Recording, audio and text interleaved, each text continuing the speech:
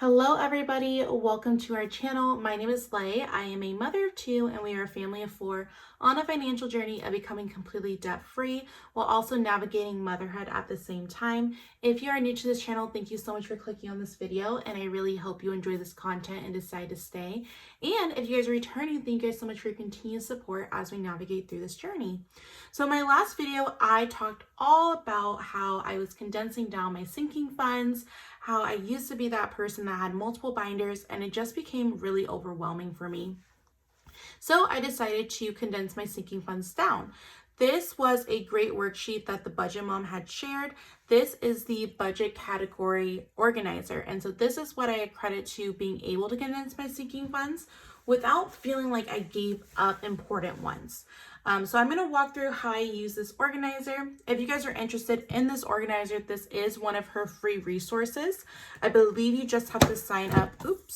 I believe you just have to sign up for her newsletter to be able to get access for it. But she has so many great resources. I highly recommend you guys check them out. So what is a budget category organizer? So if you're somebody like me who maybe you originally had a bunch of sinking funds and it just became super overwhelming, a budget category organizer is where you're able to have certain groups, and within those groups, certain transactions or purchases would be able to fall within those. I also like to track my spending.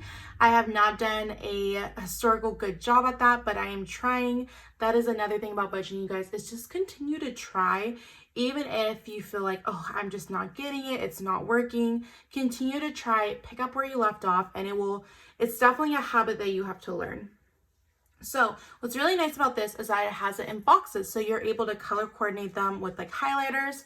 For this video, I will not be doing that because I have some highlighters coming in the mail that I will be able to do at a later time. And then when I do my cash stuffing video, I can show you guys what it looks like when it's all finalized.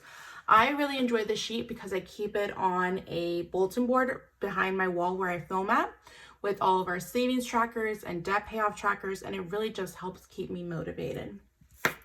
So as always, you guys, I do write at an angle. Once I'm done, I will go ahead and zoom in.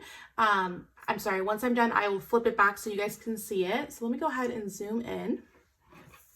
So the very first category that we have is medical. And for the sake of this video, I'm also going to go ahead and include dental and vision. And with this budget category, I know inside my actual budget, oh, that's really zoomed in. I know within my actual budget that this, whenever I refer to this as my budget category, I know I'm talking about my copays and any out-of-pocket expenses. Like I mentioned, I am a mom of two wonderful kids, and so I already know that the vision, they have to get annual appointments for vision and dental and their checkups. So if they need any medicines or if they need any cleanings or anything along those lines, or glasses or anything like that, I need to be able to be prepared for that in my budget and be able to categorize it correctly. And so my medical category is also including dental and vision. If you have a budget category and you'd like all three of those to be separate because maybe you purchased something for each of those categories, or within those categories you have more, you can always separate them out. But for us, because God willing, we normally don't get sick and don't have too many expenses medically, we just keep ours to copays and out-of-pocket expenses, since those are not normal expenses that our family incurs. The next one is going to be annual expenses. And for our family, that is our car insurance. Well, I guess that's kind of like semi-annual. Car insurance, we have our Amazon. And my husband's gym membership. We pay that on an annual basis. For you, your annual expenses may look really different. So if you pay maybe your homeowner, if you pay your HOA on an annual basis, or your home insurance, or any other things, you would just go and switch that there. You can also do like subscriptions. If you pay for Netflix or Hulu, that would be another great category. Because we do our Amazon on an annual basis, our Amazon Prime is connected in there. our family, we made a decision that we are only doing one streaming service per year or at a time. And right now we have chosen Amazon. The next category I actually have two that are very similar. So one is our home maintenance, and the other one is just home. Our home maintenance is really a sinking fund, and it's an ongoing sinking fund. And that's going to be for any larger home maintenance. As to where our home budget category is going to be like for decor, furniture, any like small paint that we need to do or anything like that. So the breakdown between mine, let me see if I can zoom this in just a little bit, is our home maintenance is our sinking fund. And so that's going to be for any larger repairs we have to do, anything with plumbing or pipes or anything along those lines. And we just keep that in a savings account, a high yield savings account. And when you're a homeowner, expect the unexpected, because things are always going to be happening and taking place. The next one that we have is just our home, like our smaller home things. So home decor, any furniture for the main living spaces or our rooms or even the bathrooms, any paint, if we want to switch the color of the paint, because those are not so expensive opposed to, for example, you need a plumber or you need something done with your roof. I like to separate those two because I don't want to have a fund where we're saving for a new roof and I'm constantly using it for furniture or decor. So being able to have those separate. The next thing, speaking of pets, this is also a ongoing sinking fund.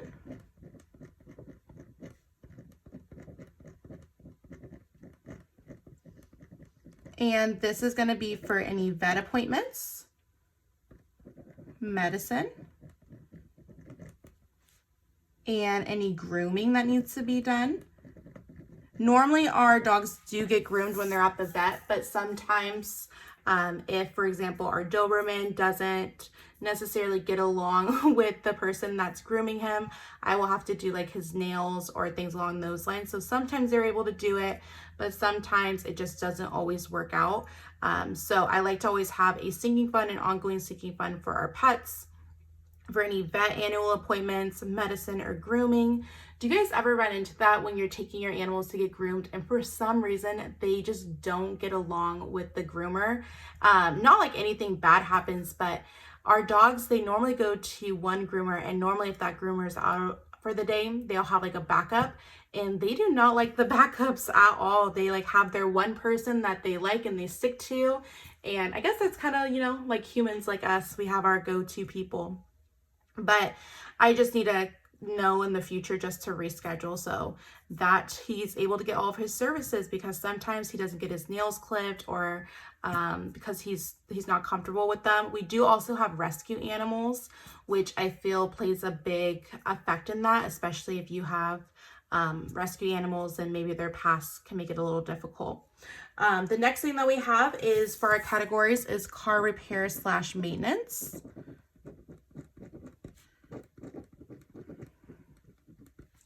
This for our family includes an oil change, saving for tires, and detailing. I cannot tell you guys the game changer when I got my car detailed for the first time. As a busy mom of two, I never really knew how much stuff your car can store in unrecognizable places. And once I got my car detailed, it really does feel like a new car. So that is something in my budget that I always want to keep. Anything that can help kind of make my life, I don't want to say simpler, but can make my life feel refreshing, right? When you walk into a space, when it's clean, when it has that candle lit, when there's that fresh peppermint smell, there's certain things to me that just really have that essence of this is a relaxing and calm space. And especially when you have toddlers, a lot of the time your room can go from super duper clean to really messy after a playtime. So having my car detailed was one of the things that I will never not have in my budget, because it's really, really nice. Because of course, you know, you can pick up and vacuum, but having your car detailed is clean to a whole different level. Okay, I'm not liking that this is on the side of me. Okay, my Much better. The next thing that we have are donations.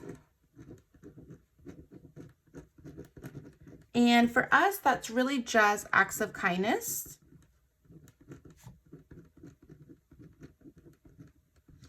And yes moments.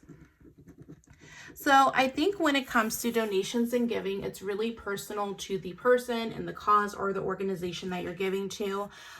For us, this is outside of tithing. So this would be just those really random acts of kindness that you're able to do, or those yes moments. Being able to say yes for other things without having to have that feel of financial, can we afford this? So being able to have a budget category for that, or a sinking fund to where there's a cause that really sings to your heart, and being able to say yes to that. The next category that we have is savings. And so for us, that is our emergency fund. We have a month ahead fund. And our checking account buffer. Now, your savings can look completely different depending on what your focus is, depending on how many safeguards, I like to call it, that you like to have. For us, I like to have an emergency fund, month ahead, and a buffer. If you guys know, my husband got hurt on his job a few months back, and it really changed my mindset when it came to budgeting and come to being prepared. And so that's why we have so many safeguards, cuts from our personal experience. But that may be overdoing it. For some people, they may just be okay with an emergency fund while they're working on other financial goals. So whatever fits best for you. We have our investment category. And that for our family looks like a 401k, our Roth IRA, our HSA, our kids is 529s. The next thing we have is holidays. And so our family, we really only celebrate 3 holidays where we go over and beyond. And those are Easter, Thanksgiving, and Christmas. Birthdays is its own category, so I'm just going to go ahead and leave that one alone. And then we have special occasions. And for special occasions, I really think of graduations, weddings, and then people's big life moments. And I like to have big life moments because everybody's big moments in life can look really different depending on that person and their goals. So I always try to kind of leave a little bit of, so it's not so set in stone. So somebody's big life moment can vary from person to person, whether that's them getting a new job or purchasing a new home or moving to a different area, just having those big life moments. And then our last category that we have is our kids. So we have 2 sinking funds, one for our daughter and one for our son. But for the sake of this video, I'm just going to go ahead and group them together. And this includes all of our kids' sports, activities, and solo events. And so what I mean by solo events is, in the past, I used to have everything condensed into one family. But our kids do have an age gap of about 1.5 years.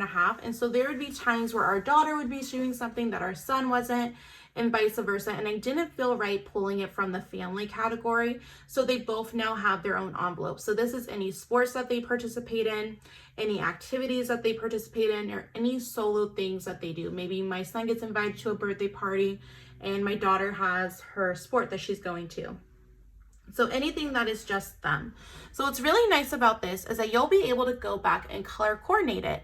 And so when you're doing your expense tracking in your planner, you're going to be able to see everything at a bird's eye view as far as your sinking funds.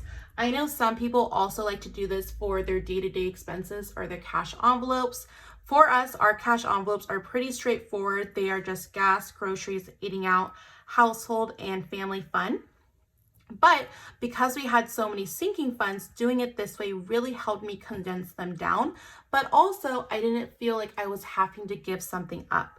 So You can always go back and color coordinate it. That's what I like to do. I love color coordinating. So when I'm able to look at my budget planner, I'm able to see at a bird's eye view, how much are we spending on eating out? How often are we going to the grocery store, and being able to budget our budget accordingly based off of that. So this is the budget category organizer. This is from the Budget Mom. This is a free resource. I do believe you just have to sign up for their newsletter to be able to have access to this one. And then she also has a bunch of other resources and savings trackers and debt payoff trackers and really great resources, especially if you're getting new to budgeting and maybe you don't have the funds to buy all these worksheets that small businesses have. I totally get it. This is what I started off with when I first started my budgeting channel. And I have stuck with them so much, and I just used a 3-ring binder. It is the perfect way to do this. And of course, she always has a new one that comes out every Friday. So that is how we use the budget category organizer for sinking funds in our family. If you guys enjoy budgeting, cash stuffing, debt, and payoffs, be sure to hit that like and subscribe button for more content. As always, you guys, if you guys are on a financial journey as well, please let me know in the comments. I love support you and your channel. I'll talk to you guys later. Bye.